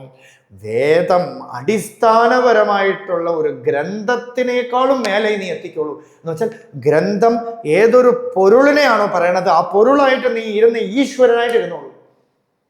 മറ്റ് മതത്തിലൊക്കെ ഈശ്വരൻ ഈശ്വരൻ തന്നെ, മനുഷ്യൻ മനുഷ്യൻ തന്നെ. നമുക്ക് ഒരു പരിധി വരയ്ക്കും ഈശ്വരൻ ഈശ്വരൻ തന്നെ, മനുഷ്യൻ മനുഷ്യൻ തന്നെ. മനുഷ്യൻ ഈ ജഡാഭിമാനത്തിന് എപ്പോ വിടണോ, അവൻ ആത്മവാൻ, അവൻ ആത്മാനന്ദം അനുഭവിക്കണോ. അതേ അനുഭവം തന്നെയാണ് ഏതൊരു പരമേശ്വരനും അനുഭവിക്കുന്നത്. ഇതുവരയ്ക്കും കർമ്മകാന്ഡത്തെ ഉപദേശിച്ചു കൊടുത്തിട്ട് ഭഗവാൻ ജ്ഞാനകാന്ഡത്തെ പറഞ്ഞു കൊടുക്കുകയാണ്, ഉപനിഷത്ത് വിദ്യയെ പറഞ്ഞു കൊടുക്കുകയാണ്. ഉപനിഷത്ത് ഇതി അഹം. ഉപനിഷത്തിന് ഉപനിഷത്തെ വ്യാഖ്യാനം ചെയ്യണോ, അഹം. പരമേശ്വരന് പരമേശ്വരനെ വ്യാഖ്യാനം ചെയ്യണോ, നമോ അഹം പദാർത്ഥായ. അഹം പൊരുൾ, അഹം എന്ന വാക്കിൻ്റെ അർത്ഥം ഈശ്വരനാണ്. ഞാൻ എന്ന് സ്ഫുരിച്ചു കൊണ്ടിരിക്കുന്ന പദം, അതിൻ്റെ അർത്ഥത്തെ നമ്മൾ ഗ്രഹിച്ചാൽ ഞാൻ ഈശ്വരനാണ്. ഞാൻ ഈശ്വരിൽ നിന്നും അന്യമേയല്ല. നിർദ്വന്ദ്വഃ, 2 ചിന്തയില്ലാത്തത്. ഭഗവാൻ രമണ മഹർഷിയുടെ അടുത്ത് ഒരാൾ ചോദിച്ചു, ഭഗവാനെ എന്താ ഈ ദ്വൈതം എന്ന് ചോദിച്ചു. ഭഗവാൻ മിണ്ടിയില്ല. വീണ്ടും ചോദിച്ചു. ഭഗവാൻ പറഞ്ഞു, എനിക്കറിയില്ല. എന്താ ഈ സിദ്ധാന്തത്തിന്റെ ഗുണം എന്ന് വെച്ചാൽ തന്നെ അറിയുക. വിശിഷ്ടാദ്വൈതമായിക്കോട്ടെ, അദ്വൈതമായിക്കോട്ടെ, ദ്വൈതമായിക്കോട്ടെ, ഇവർ 3 പേരും മാധ്വാചാര്യരായാലും രാമാനുജാചാര്യരായാലും ശങ്കരാചാര്യരായാലും ഒരേ ഒരു പൊരുൾ പറയുന്നുണ്ട്, കോമൺ ആയിട്ട് പറയുന്നുണ്ട്, ഞാൻ ആത്മാ, ഞാൻ ഈ ശരീരമല്ല. ഫസ്റ്റ് ഓഫ് ഓൾ ആ അനുഭവത്തിൽ എത്തുക. അതിനപ്പുറത്ത് അവിടെ ദ്വൈതമുണ്ടോ അദ്വൈതമുണ്ടോ എന്ന് പിന്നെ ചിന്തിക്കാം. പിന്നെ ഭഗവാൻ പറഞ്ഞു, നിന്റെ ഉള്ളില് 2 ഞാനുണ്ടോ എന്ന് ചോദിച്ചു. നിന്റെ ഉള്ളിൽ 2 ഞാനുണ്ടോ? അനുഭവം ഉണ്ടോ? ഇല്ല, ആർക്കും ഇല്ല. ഞാൻ ഒരു പൊരുൾ മാത്രമേ ഉള്ളൂ. അതുകൊണ്ട് നിർദ്വന്ദ്വഃ, 2 ചിന്തയില്ലാത്തത്, ഏകചിന്തന, നിർദ്വന്ദ്വം. കർമ്മകാണ്ഡത്തിൽ പോയാൽ ഞാൻ ചെയ്തത് പുണ്യമാണോ, ഞാൻ ചെയ്തത് പാപമാണോ, ഈ ചിന്ത വന്നുകൊണ്ടേയിരിക്കും. ജ്ഞാനകാണ്ഡത്തിലേക്ക് വന്നാൽ ഇവിടെ തന്നിൽ നിന്ന് അന്യമായിട്ടൊരു പൊരുളേ ഇല്ല എന്നറിയാം. നിർയോഗക്ഷേമ. യോഗം എന്ന വാക്കിന് അപ്രാപ്തസ്യ പ്രാപ്തഃ എന്നർത്ഥം. അതവന്റെ യോഗം എന്നൊക്കെ നമ്മൾ പറയണില്ലേ. എന്താന്ന് വെച്ചാൽ കിട്ടാൻ കഴിയാത്തത് കിട്ടുന്നു. ഇനി അപ്രാപ്തി എന്ന് ഞാൻ കരുതിയിരിക്കുന്നത് എനിക്ക് വന്നു ചേർന്നു, അതാണ് യോഗം. യോഗക്ഷേമം എന്ന് പറഞ്ഞാൽ പ്രാപ്തസ്യ രക്ഷണം. എന്തിനൊക്കെ ഞാൻ പ്രാപിച്ചത് അതിനെ രക്ഷ ചെയ്യലാണ് യോഗക്ഷേമം എന്ന് പറയുന്നത്. നിർയോഗക്ഷേമ. അതുകൊണ്ട് നീ എന്തൊക്കെയോ സമ്പാദിച്ചല്ലോ. ഇപ്പൊ ധാരാളം പേര് സമ്പാദിച്ചു, ധാരാളം പണം സമ്പാദിച്ചു, ധാരാളം പേരുടെ ഒരു നല്ല പേരൊക്കെ സമ്പാദിച്ചു. ഇതിനെ നീ സംരക്ഷിക്കണം ചെയ്യണം എന്ന് വിചാരിക്കണില്ലേ, രക്ഷിക്കണം എന്ന് വിചാരിക്കണില്ലേ? അതാണ് യോഗക്ഷേമം. ആ ചിന്ത നീ ഇല്ലാതിരിക്കും. അത് also a thought. That is also a thought. That is also will give you suffering. യോഗക്ഷേമം also will give you suffering. ഭഗവാനെ ഉപദേശിക്കണു, അനന്യാൻ ചിന്തയന്തോ മാ തേ ജനാഹ പര്യുപാസത്തെ തേഷാം നിത്യാഭിയുക്തായാം യോഗക്ഷേമം വഹാമ്യഹം. അന്യത്തിനെ ചിന്തിക്കാതിരുന്നാൽ, തേ ജനാഹ പര്യുപാസ, എന്നെ തന്നെ ചുറ്റി നിന്നാൽ, എന്നെ ചുറ്റിപ്പറ്റി നിന്നാൽ. ഒരു പശുവിനെ ഒരു കയറ് കെട്ടി വെച്ചിരിക്കുകയാണ് ഒരു മരത്തിൽ. ഈ പശു എന്ത് ചെയ്യും? ഈ കയറിനെ ചുറ്റി അവസാനം സെന്റേർഡ് ആവും. സെന്റേർഡ് ആവുമ്പോഴാണ് ശാന്തി. ഇനി ഒരിടത്തും പോകേണ്ടതില്ല. അതുപോലെ ഈശ്വരനെ തന്നെ ചുറ്റിപ്പറ്റിയിരുന്നാൽ യോഗക്ഷേമം വഹാമ്യഹം, നിനക്ക് യോഗക്ഷേമം തരാം. അതുകൊണ്ട് നീ യോഗക്ഷേമത്തിന് വേണ്ടിയിട്ട് കർമ്മം ചെയ്യണ്ട. നിർയോഗക്ഷേമ ആത്മവാൻ ഭവ നിത്യസത്വസ്ഥ. നിത്യസത്വസ്ഥ എന്ന് പറഞ്ഞ സത്വസ്തു എന്ന് പറയുന്നത് ആത്മാ എന്നർത്ഥം. നിത്യം എന്ന് പറഞ്ഞാൽ ആത്മാ. നിത്യം ഇരിക്കുന്നതായിട്ടുള്ള സത്യമായ പൊരുളിനെ നീ അറിയും.